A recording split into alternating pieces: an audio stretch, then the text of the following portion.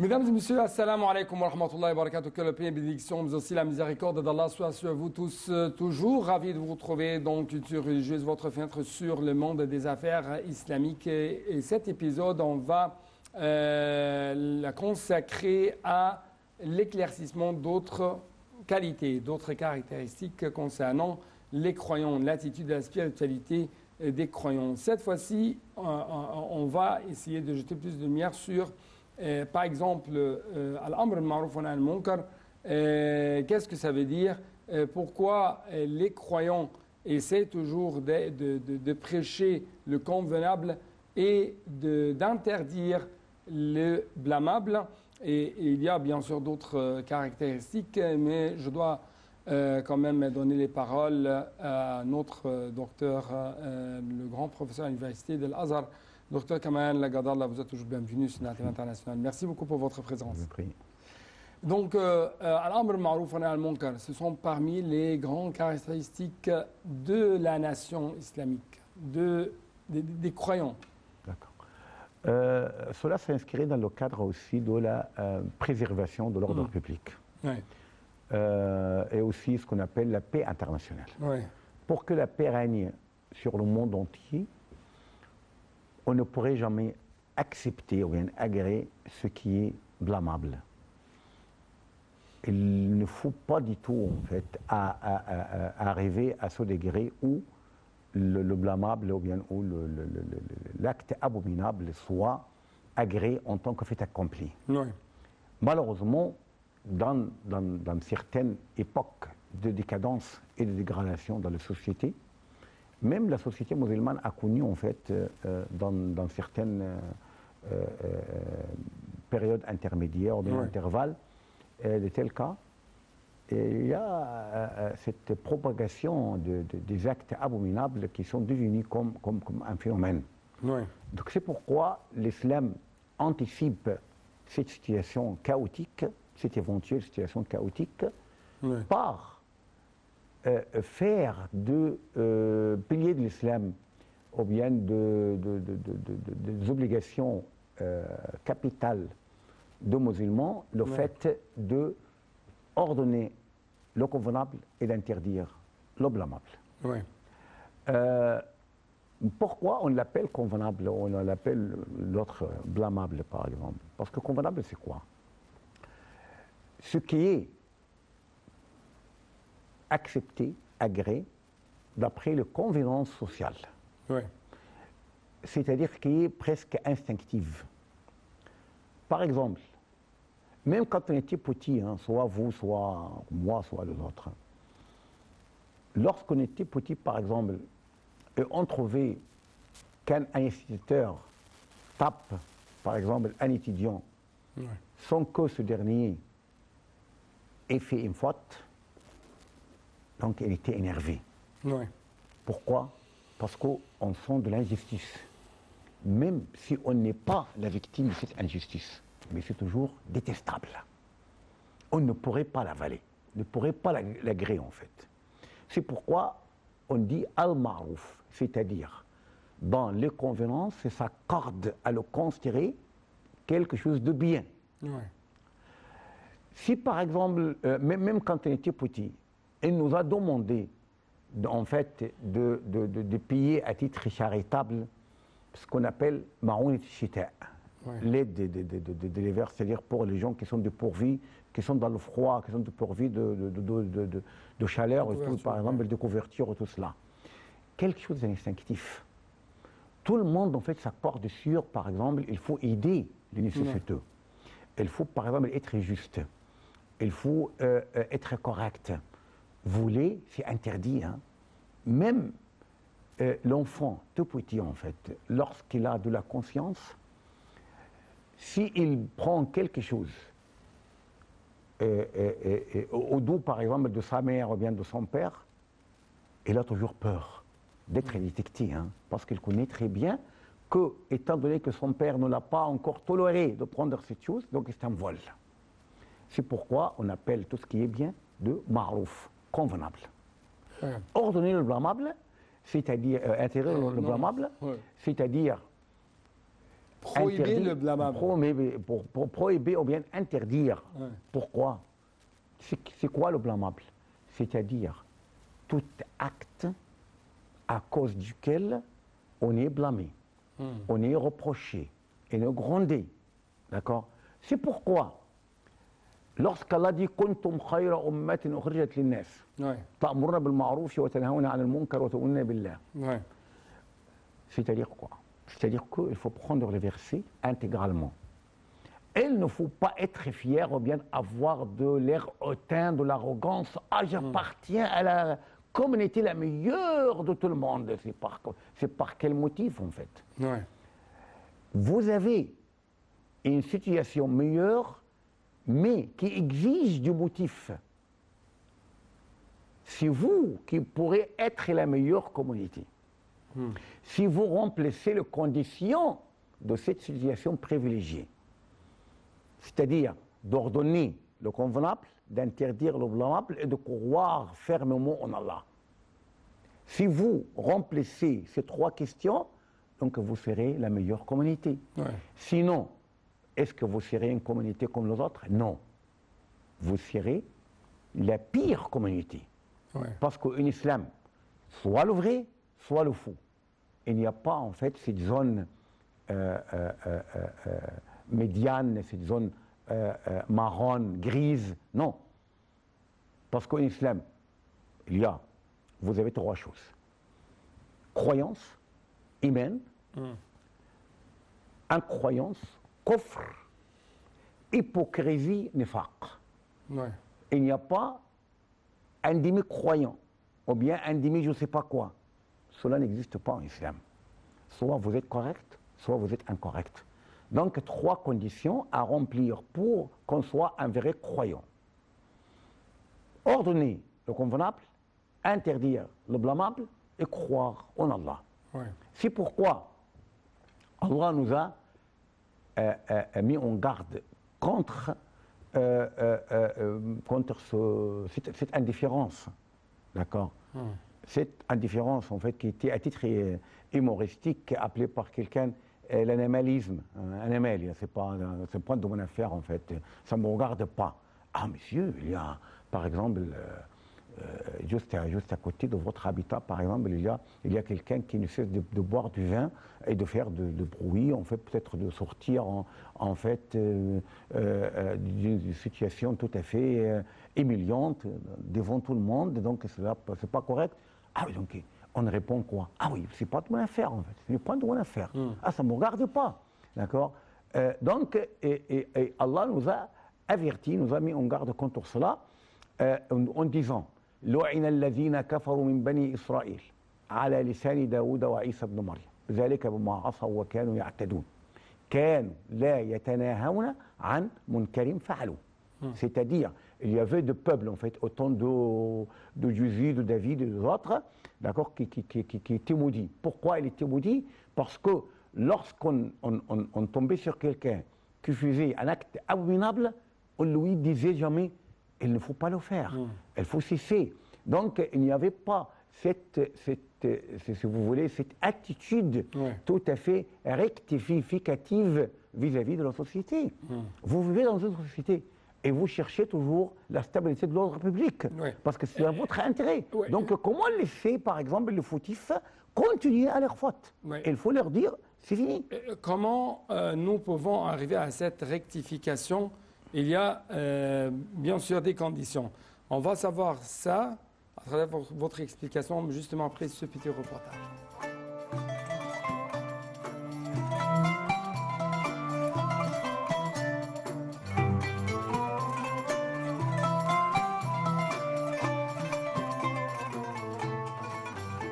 Les maladies des cœurs sont plus dangereuses que les maladies des corps et nécessitent encore plus l'intervention d'un médecin habile. La prolifération de ces maladies et les mauvaises conséquences qui en découlent, notamment la dégradation des mœurs, expliquent qu'Allah ait prescrit aux croyants l'obligation de les traiter grâce à la recommandation du bien et à l'interdiction du mal. À ce propos, Allah dit « Que soit issue de vous une communauté qui appelle au bien, ordonne le convenable et interdit le blâmable, car ce seront eux qui réussiront. » Le fait d'ordonner le bien et d'interdire le mal fait partie des plus sublimes fonctions islamiques. Mieux, elle en est la plus noble, la supérieure. C'est la fonction des prophètes et messagers. D'après ces propos du transcendant, en tant que messager, annonciateur et avertisseur, afin qu'après la venue de messagers, il n'y a eu pour les gens point d'argument devant Allah. Allah est puissant et sage. Allah a fait de la communauté musulmane la meilleure sortie pour les hommes à cause de son acceptation d'assumer cette grande tâche. À ce propos, le transcendant dit: vous êtes la meilleure communauté qu'on ait fait surgir pour les hommes. Vous ordonnez le convenable, interdisez le blâmable et croyez à Allah. Si la communauté musulmane abandonnait la pratique de la recommandation du bien et l'interdiction du mal, l'injustice et la corruption se généraliseraient en son sein et elle mériterait alors la malédiction divine, à l'instar de mécréants.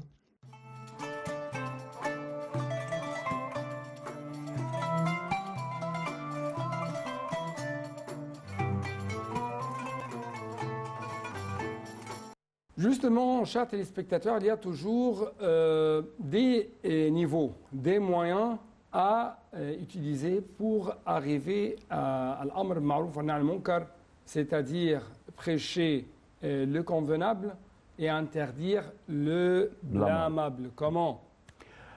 Premièrement, il faut que le convenable soit clair. D'accord? Pour qu'on l'ordonne. Hein? Parce qu'il y a aussi des choses qui peuvent être considérées par certaines personnes comme convenables, mais n'est pas convenable. Ouais. Par exemple, je vous donne un exemple. Le fait d'acheter, par exemple, une voiture à votre fils ou bien à votre fille, il y a des gens qui le considèrent comme une nécessité. Hein? Mais pour moi et pour vous, on ne pourrait pas supporter des dettes ou bien être surendetté pour acheter une voiture à votre fils ou bien à votre fille. Ouais. Pour moi, ce n'est pas convenable. D'accord? Donc, il faut que le convenable c'est incontestable. C'est-à-dire tout le monde s'accorde s'il s'agit d'un convenable. Et aussi, il faut aussi que le blâmable soit effectivement blâmable. C'est-à-dire quoi? C'est-à-dire qu'il est interdit d'après le Coran et la Sunna, d'après le droit musulman. Mais ce n'est pas d'après un folklore. Parce qu'il y a par exemple des agissements et des actes qui peuvent être tolérés au Caire, mais qui ne sont pas tolérés dans la Haute-Égypte. Mais la tolérance et l'intolérance pour les deux camps n'a rien à voir avec la législation islamique. C'est quelque chose de traditionnel. D'accord? Donc il faut que le convenable et le blâmable soient clairs, d'une part. D'autre part, il faut être, premièrement, il faut détester le blâmable. Parce que le problème, c'est quoi? Le gros problème avant, c'est d'accepter le blâmable comme s'il s'agit de quelque chose de normal. Ouais. Par exemple, se trouver dans un lieu de travail où tout le monde, par exemple, boit du vin, de boissons alcooliques interdites. Donc, on n'est jamais triste. On les voit boire, par exemple, là on dit, ah oh, bon, c'est leur liberté, hein, donc on ne pourrait rien dire, c'est à eux de décider. Hein. Ah oui, mais pourquoi on n'accepte pas qu'ils boivent? Ah, moi, personnellement, je ne bois pas. Ah, moi, j'accepte qu'ils boivent.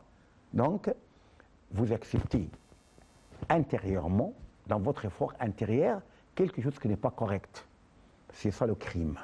D'accord? Donc, il faut détester tout ce qui ne s'accorde pas, bien tout ce qui contredit à l'islam en tant que Coran, Sunna et des sentences authentiques. D'accord? Il faut détester ce qui est à détester. Deuxièmement, si vous avez le moyen, par exemple, de corriger en fait ce blâmable par la parole, il faut le faire. Ouais. C'est-à-dire, par la parole, c'est-à-dire quoi? Vous avez un collègue qui fait quelque chose d'incorrect. Ah, je crois que vous pouvez en fait en parler avec lui, hein? Oui ou non? Ouais. Ah non, je crois que c'est tellement clair, hein? Parce que plusieurs fois, il discute avec vous sur plusieurs questions. Donc vous pouvez lui dire, ah oui, mais je crois que C'est fini, hein, il faut arrêter hein, ce que vous êtes en train de faire. Hein. Par exemple, il y a, excusez-moi, de relations extramaritales. Maintenant, elle est mariée, vous pouvez lui dire, ah oui, donc c'est fini. Hein. Il faut chercher le pardon d'Allah de fautes que vous avez antérieurement faites, mais maintenant, il faut être correct. D'accord? Donc, c'est par la langue. Par exemple, vous êtes supérieur et vous avez des administrés, c'est-à-dire qui travaillent sous votre tutelle. S'il y a quelqu'un qui fait quelque chose d'incorrect, vous pouvez par plusieurs moyens l'interdire. Ouais. Même par le menacer, par exemple, de le présenter à un conseil disciplinaire, je ne sais pas quoi. Donc vous avez l'autorité de le faire. D'accord? Par exemple, vous avez l'autorité sur vos enfants aussi. Sur, par exemple, votre fils, votre enfant, par exemple, votre frère cadet, votre sœur cadette, parce que vous êtes l'aîné en fait. Donc, vous pouvez, même par la force, arrêter n'importe quel acte qui n'est pas correct. Alors que vous n'avez pas le droit, par exemple, de porter l'arme contre l'État sous prétexte qu'il y a quelque chose d'incorrect qui se passe. Ouais. Vous n'avez aucunement le droit. Pourquoi? Parce qu'il faut que l'interdiction de blâmable n'entraîne une faute ou bien un préjudice qui dépasse largement le blâmable même. D'accord? Par exemple, est-ce qu'on pourrait, même s'il y a quelqu'un qui a remarqué que son fils boit du vin, c'est interdit? Ouais. Est-ce qu'il pourrait, pour arrêter cet acte abominable, tuer son fils? Quel est le plus grave? Boire du vin ou bien tuer le buveur? Tuer le fils. D'accord? Donc, si quelqu'un, par exemple, cherche, parce que, par exemple, l'État ou bien le régime, il pourrait avoir raison, alors qu'on ne connaît pas le détail. D'accord? Donc, vous êtes, par exemple, frappé par une décision qui est mal interprétée par quelqu'un. Ah oui, bon, l'État démolit, par exemple, les mosquées pour faire de route, je ne sais pas quoi, bon, il est contre les maisons d'Allah. C'est une version qui n'est pas authentique. D'accord? Donc, premièrement, vous n'êtes pas sûr qu'il s'agit de quelque chose d'abominable. Deuxièmement, ce que vous entendez faire, ça sera tellement préjudiciable pour vous et pour les gens qui vont sortir avec vous et pour l'État, et il va troubler en fait l'ordre public.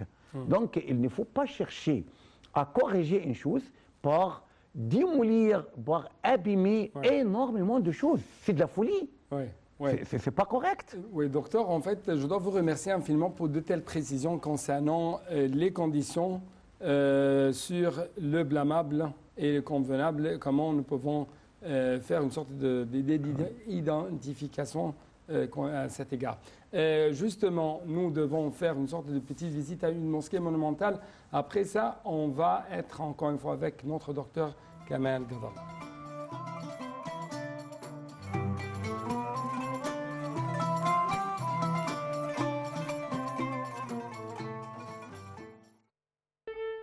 Beit el-Sehimi, ou la maison d'El-Sehimi, est l'un des sites touristiques les plus distingués en Égypte. Il s'agit d'une maison ottomane qui reflète la magnificence de l'architecture islamique au XVIIe et XVIIIe siècle.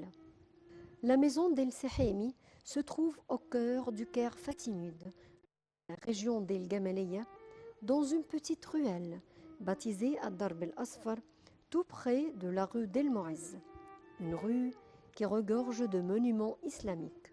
La maison d'El-Sehimi est construite sur une surface de 2000 mètres carrés et se compose de 2 étages.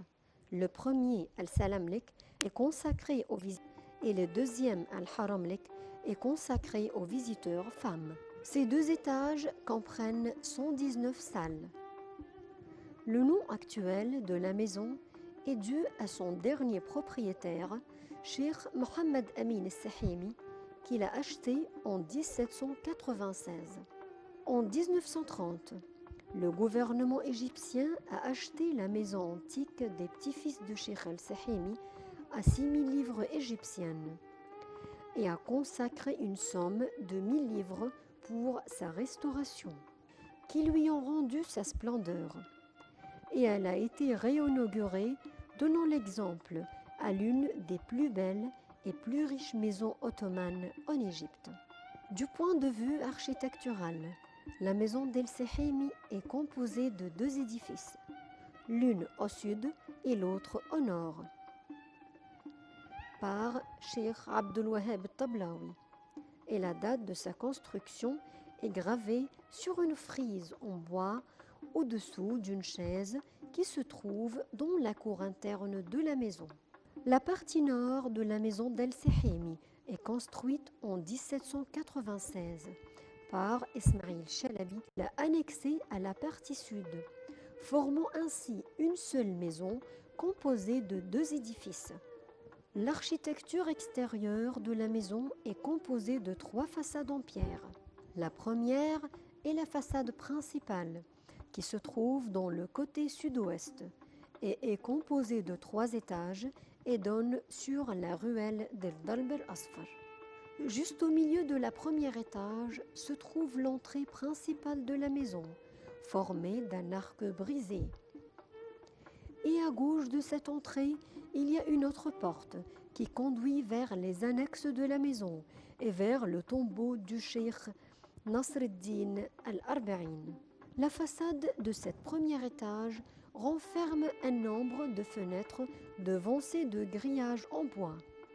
La deuxième façade de la maison se trouve dans la partie sud-est et donne sur la ruelle del Darb el-Asfar. Et elle se compose de 2 étages.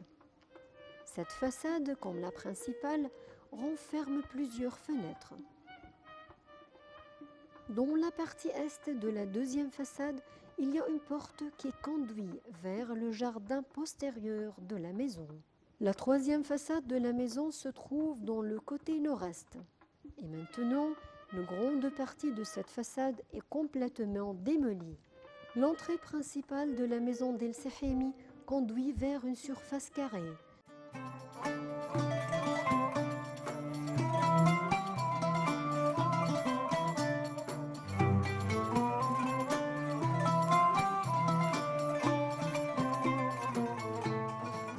Donc, chers téléspectateurs, au sein du Coran, nous trouvons toujours ce verset.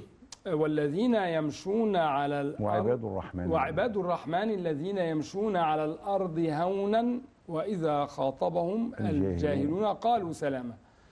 Qu'est-ce que ça veut dire ce verset? Et pourquoi Allah, qu'il soit glorifié, a interdit l'arrogance pour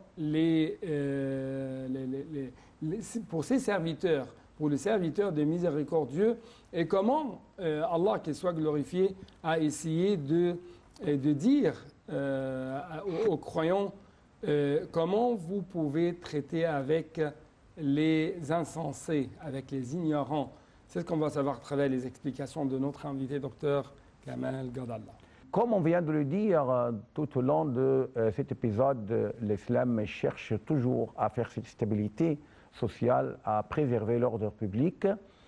C'est pourquoi il éduque, en fait, c'est l'éducation des personnes qui sont méritoires de changer le monde. C'est pourquoi, wa ibadur rahman, premièrement, il va appeler les serviteurs de clément, de miséricordieux. Des miséricordieux, c'est-à-dire donc qu'ils auront eux aussi à leur tour cette miséricorde, cette clémence.